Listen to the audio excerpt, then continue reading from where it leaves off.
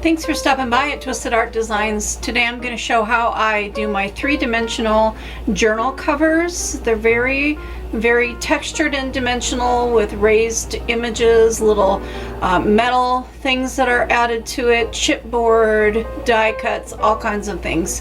So I'm going to show you my process for how I put together my journal covers, and hopefully it'll inspire you to do a fun journal cover like this too for your book. So let's get started. So several of you asked about my process for how I make my decorative book covers, and so I thought I would go ahead and show you that process.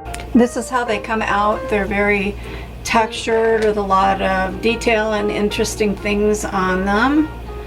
And I start with an empty book, either a gutted book where you've removed the text block from the book.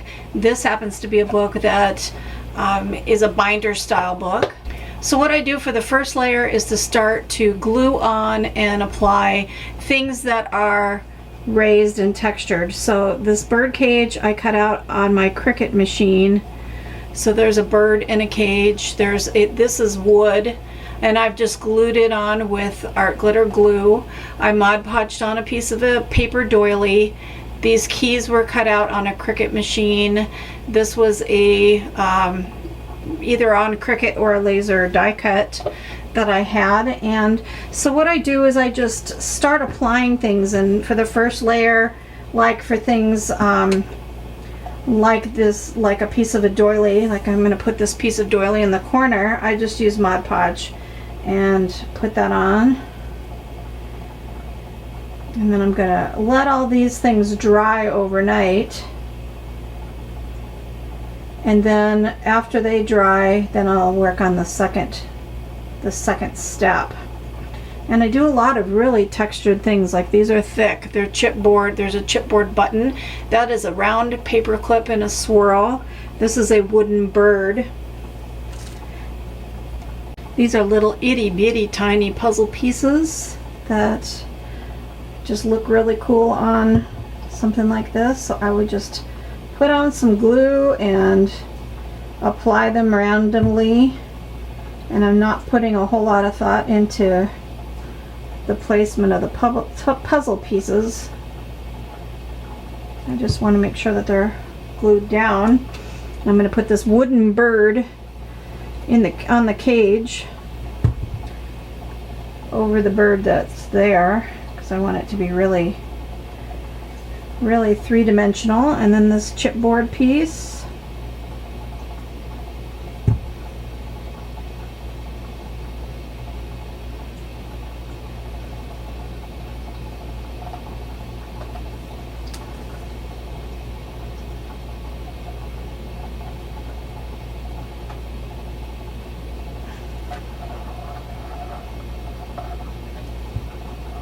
And the paper clip. Okay, so that's my first layer, are some die cuts and paper clips and little puzzle pieces and wooden things, chipboard, and I'm gonna let that dry. I love to go digging through my stash looking for things that are textured that'll show up on there. I have this, which was like a 12 by 12 page that you would put over a scrapbook layout, and I've kept it because I just love it in pieces. So you could use these little chevrons in a place. That's really cool and interesting, so I use that somewhere. Mesh pieces, little woven pieces of mesh. This is a piece of tulle that would be great, and I love the sparkle, so I may put that aside for a higher up layer. And then here is some stick-on mesh and other kinds of mesh. This is a piece of, see how textured it is? These are those reusable cleaning cloths that you can get like at the dollar store, and I like them because you can kind of shred them and make the edges frayed. And this is the plastic from vegetables that you receive from the grocery store. This is a architecture piece from Seven Gypsies, and it sticks on, so cutting pieces of this will be really neat to use.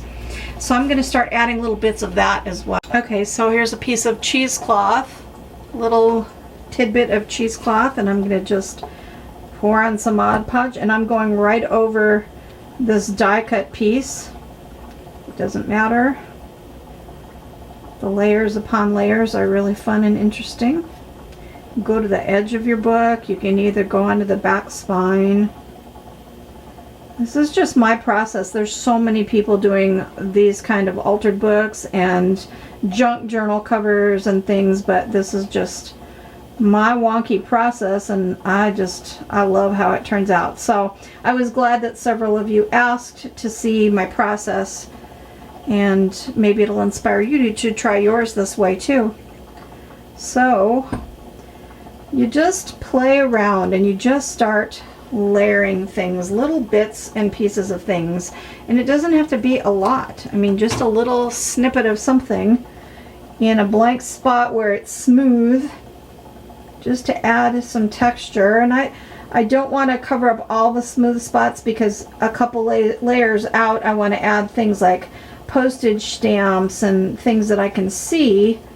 So you don't want to cover every single smooth spot, but you just wing it. You just kind of play around with it and add in those little bits of unique texture here and there, just to make it interesting. Okay, that's a stick-on, so I don't even need to do anything with that. Just put it on. Okay, so I think I might leave this, because I've covered up a lot of spots. Maybe some texture up here would be good. Maybe a little bit more cheesecloth. I'm actually going to use a piece of napkin, and when you have your decorative napkins and you peel them down to the single layer to Mod Podge them on, I save the back pieces, because they're great for things like this. Crumple it up, make it really nice and textured. Put on your Mod Podge, place it down,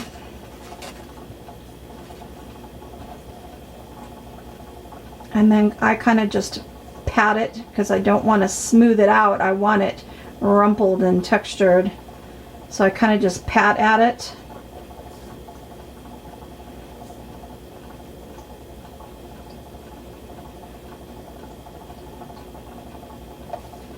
Okay, see how that comes out really textured? That's what you want. And I don't want to, if you brushed over that, you would smooth it right down, and I don't want it smooth. I want it super textured. So let's put another little piece over here. Just a little one. Crumple smush.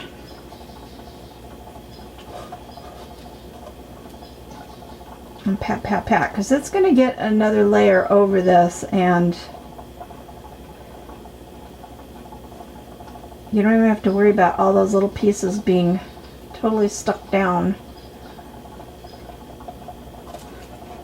Okay, see that cool texture? That's what I'm going for. And then this little spot right here went over the mesh, and that's great. I like it when things kind of intersect with each other. Okay. Now I'm going to leave that alone.